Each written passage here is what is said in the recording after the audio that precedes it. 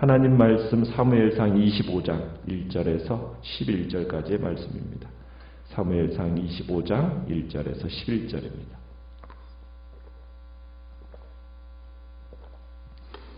사무엘상 25장 1절입니다. 사무엘이 죽음에 온 이스라엘 무리가 모여 그를 두고 슬피 울며 라마 그의 집에서 그를 장사한지라. 다윗이 일어나 바란 광야로 내려가니라.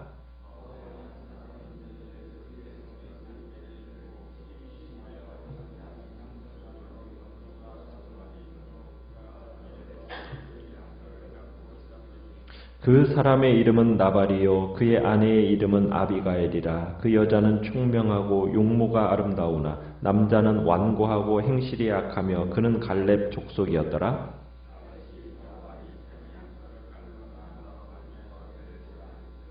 다윗이 이에 소년 10명을 보내며 그 소년들에게 이르되 너희는 갈멜로 올라가 나발에게 이르러 내 이름으로 그에게 문안하고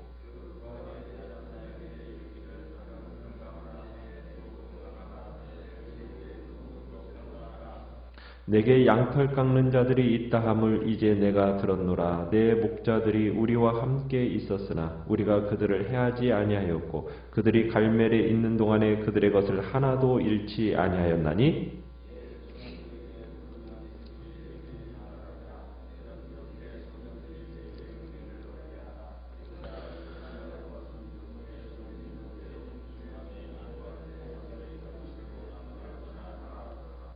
다윗의 소년들이 가서 다윗의 이름으로 이 모든 말을 나발에게 말하기를 마침에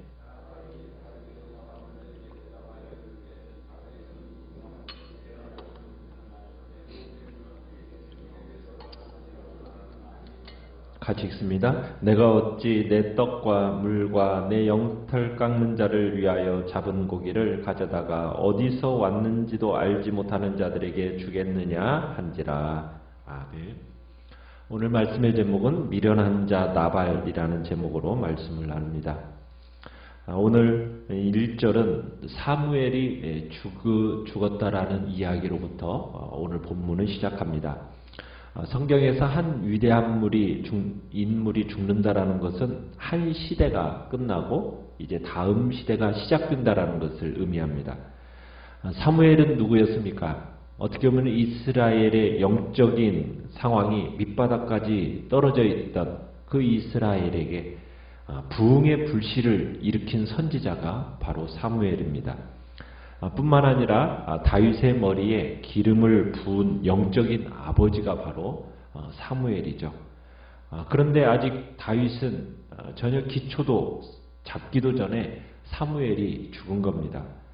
이것은 다윗에게 있어서는 아직 제대로 크기도 전에 아버지가 돌아가신 것과 같은 큰 손실이었죠.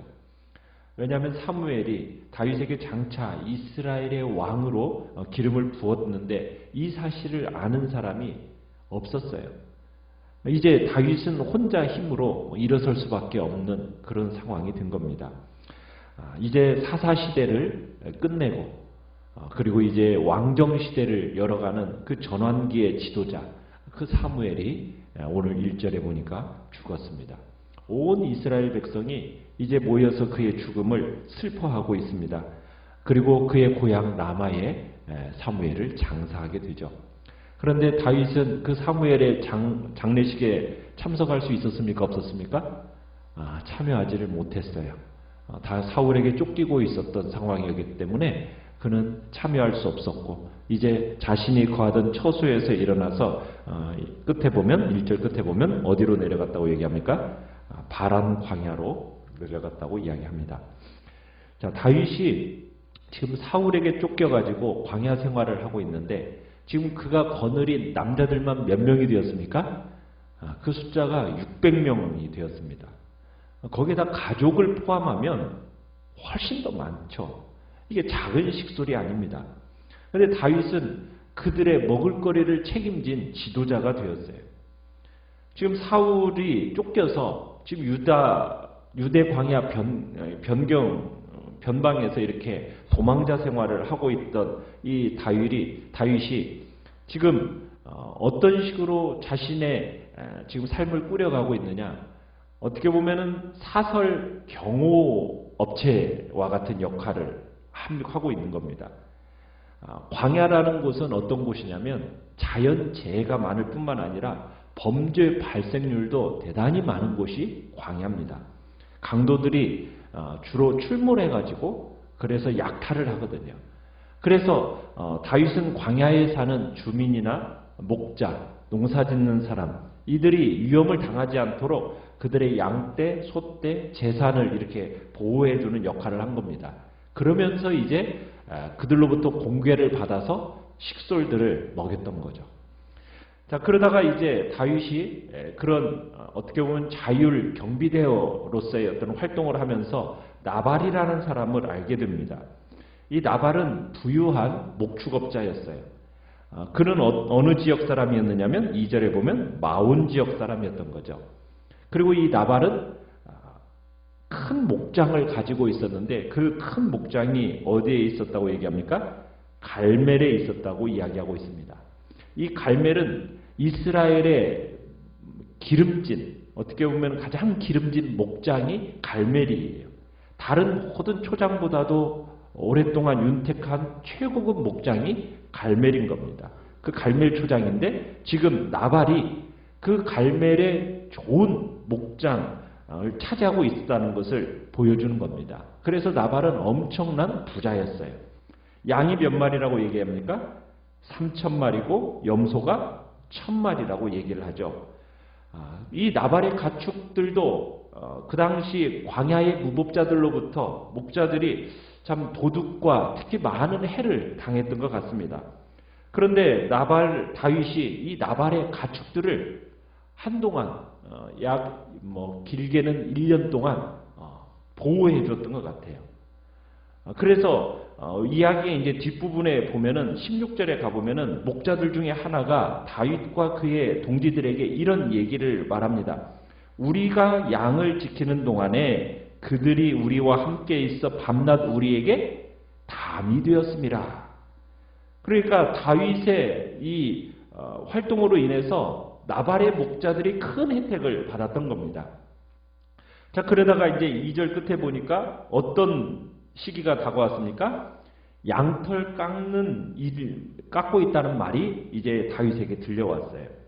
그러면서 이제 3절에 보면 나발이 어떤 사람인가에 대해서 설명을 해주고 있는데 나발은 겐 족속인 갈렙 사람의 후손이면서 그의 아내의 이름은 아비가일이었습니다.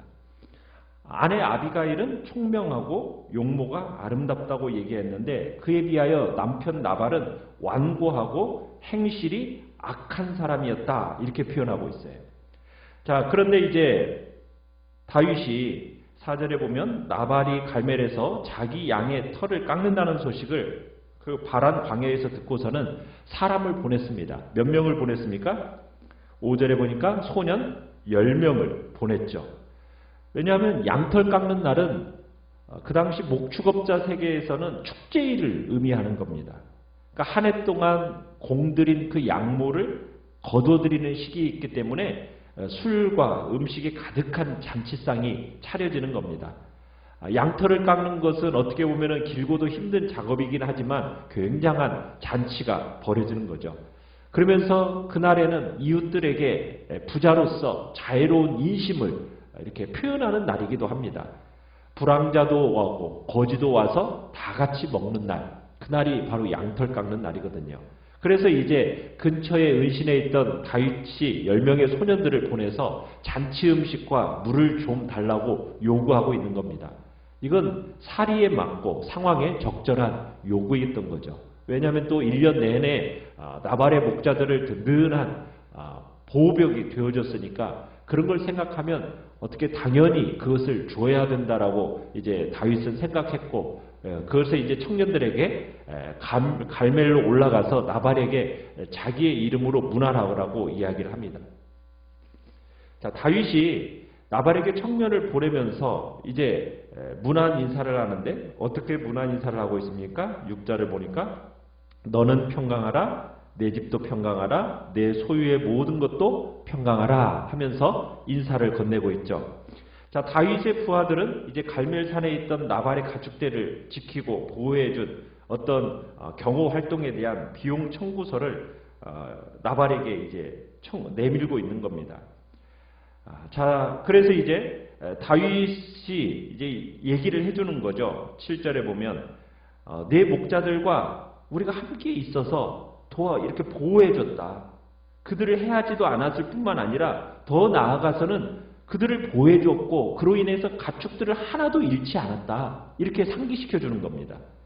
그러면서 너의 젊은 종들에게 한번 그 사실을 확인해 보라고 말을 하죠. 참 어쨌든 일단 듣기 좋은 말을 해주면서 이제 8절에 내 소년들에게 물어보면 내 소년들이 은혜를 입었다라는 것을 이제 알게 될 거고, 그러니 내게 은혜를 우리도 좀 얻게 해달라. 좋은 날이 왔으니까 내 손에 있는 대로 좀 내 종들과 내 아들 다윗에게 좀 주기를 원한다. 이런 식으로 이제 표현하면서 다윗은 좀 정중하면서도 좀 사뭇 힘이 느껴지는 그런 요청을 하고 있는 겁니다. 자, 그런데 여기서 우리가 주목해야 할 내용이 8절에 보면 이런 표현을 쓰고 있어요. 내 종들과 내 아들, 이런 표현을 쓰고 있습니다.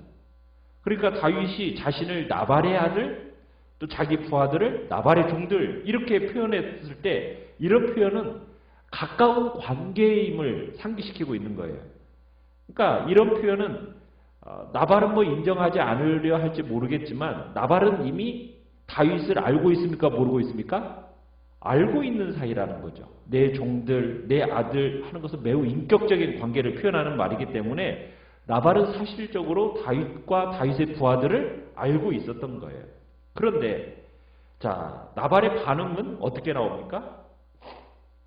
9절에 보시면은 나발의 반응은 예상을 뒤엎는 냉대와 적의로 표현되고 있습니다. 10절에 보면은 다윗의 청년 사신들이 다윗의 전가를 나발에게 전하니까 나발의 반응이 아주 거칠고 격하게 나옵니다. 나발이 그 요청을 듣자마자 다윗에 대해서 마치 처음 듣는 양 말을 하고 그를 마치 광야에 출몰하는 강도와 같은 부류로 취급해버립니다. 10절에 그렇게 얘기하죠. 다윗은 누구며 이새의 아들은 누구냐? 요즘에 각기 주인에게서 억지로 떠나는 종이 많도다. 다윗은 누구야? 이새의 아들이 누구야? 나 몰라. 그런 사람. 이런 거예요. 다윗의 존재에 대해서 철저하게 지금 무시하고 묵살하고 있는 겁니다. 마치 다윗을 주인 사울을 떠난 종에 지금 비유하고 있는 거예요. 그러니까 다윗의 이런 생활을 지금 사울에 대한 반역, 사울에 대한 이탈로 보고 있는 겁니다. 그러니까 다윗을 이새의 아들로 묘사했을 때는 분명 다윗을 알고 있는 거거든요. 그런데 지금 이 나발은 다윗을 싫어했고 이 다윗의 어떤 대의 명분에 대해서 찬동하지 않았다라는 것을 지금 표현하고 있는 겁니다. 그러면서 11절에 단호하게 어떻게 거절을 합니까? 자신의 떡과 물과 고기는 내가 정체불명의 집단에게 줄 수 없다, 내줄 수 없다. 이러면서 단호하게 지금 거절을 하고 있는 겁니다. 나발은 다윗의 존재에 대해서 몰랐을까요? 모른 건 아니죠. 몰랐다기보다는 지금 의도적으로 이 다윗의 활동을 적대하고 있는 겁니다. 지금 다윗을 주인을 떠난 종에 비유하면서 지금 다윗이 지금 이렇게 망명 활동을 하고 있는 것을 철저하게 사울의 시각으로 보고 있는 거예요. 다윗의 요청을 단순한 거절이 아니라 아예 다윗의 정체성 자체를 부정해버린 겁니다. 그리고 다윗의 모든 고난을 싸잡아서 게으른 도망자, 돈 뜯어내는 놈으로 지금 그런 수작으로 평가해버린 겁니다. 자, 나발. 여러분, 나발이라는 이름의 의미가 뭔지 아십니까? 25절에 한번 가보시면은 나발이라는 이름의 뜻을 이제 아비가일이 얘기하는데 그는 미련한 자라는 의미라는 거예요. 미련한 자. 왜 지금 나발이 다윗에게 대해서 이렇게 단호한 거절과 함께 정체성까지 부정하는 이런 표현을 하고 있는 걸까요? 나발은 알고 있었어요. 뭘 알았겠어요? 다윗을 도와줬던 제사장 아히멜렉과 그의 가족들이 어떻게 되었습니까? 전부 진멸당했다는 것, 사울에게 죽임당했다라는 것을 들었을 거예요. 그러니까 나발은 내가 이 땅에서 살아남으려면 내가 어떻게 처신해야 될까? 어느 줄에 서야 내가 유리할까? 그것을 잘 아는 사람이 누구라는 거예요? 나발이라는 거죠. 어떻게 보면 세상적으로 이 나발은 어떤 사람입니까? 미련한 사람입니까? 지혜로운 사람입니까? 정말 세상적으로는 정말 지혜로운 사람이죠. 그러나 지금 성경에서는 그를 뭐라고 표현하고 있습니까? 미련한 자, 어리석은 자라 이렇게 표현하고 있어요. 성경에는 어떤 사람이 어리석은 자입니까? 아무리 세상적으로 정말 처신을 잘하고 줄에 유리하게 서는 것이 지혜로운 것이 아니라 그 마음에 하나님이 없는 것이 어리석은 자라고 성경은 분명하게 선언하고 있습니다.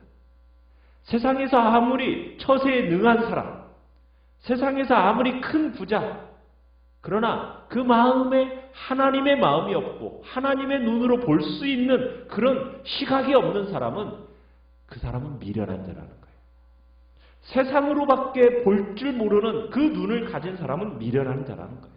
지금 나발은 다윗을 하나님의 시각으로 보지 않고 사울의 시각으로 봤기 때문에 지금 다윗을 이런 식으로 대우하고 있는 겁니다. 적어도 나발이 신앙을 가진 사람이었다면 다윗을 그렇게 보지 않았겠죠. 다윗을 알아봤을 것입니다. 다윗이 평범한 도망자가 아니라 정말 하나님의 진리로 인해서 고통당하는 의인이라는 것을 알아봤을 거예요. 다윗이 당하는 그 고난이 얼마나 귀한지를 알아봤을 겁니다. 정말 다윗이 하나님 앞에서 의롭게 살려고 몸부림치고 있다는 것을 알아봤을 거예요. 그러나 지금 나발은 그런 다윗의 고난을 보지를 못하는 거예요. 왜? 그의 눈은 하나님의 눈이 아니고 그 마음에는 하나님의 마음이 없기 때문에 하나님이 없는 사람, 그 사람 나발은 어리석은 자였던 겁니다. 하나님을 모를지라도 세상에서 부자고 처세에 능한 사람, 오늘날 기독교인조차도 그런 사람들을 부러워하는 시대가 되어버렸습니다. 우리는 하나님을 모르고 하늘의 시각으로 보지 못하는 그런 사람들에 대해서 정말 미련하고 어리석은 자라는 것을 아는 그 하나님의 시각이 우리 눈 안에 우리의 눈이어야 될 겁니다. 성도의 고난을 세상의 시각이 아닌 하나님의 시각으로 볼 줄 아는 그런 지혜로운 사람이 우리가 되어야 할 것입니다. 정말 나발 같은 미련한 자가 되지 않도록 우리의 눈을 열어서 성령님 정말 하나님의 눈으로 이 땅을 보게 하시고 정말 하나님 앞에서 지혜로운 자로 살아가게 해달라고 성령께서 오늘도 나를 인도하여 달라고 이 시간 주님 앞에 기도하며 나가시길 바랍니다. 말씀을 생각합니다.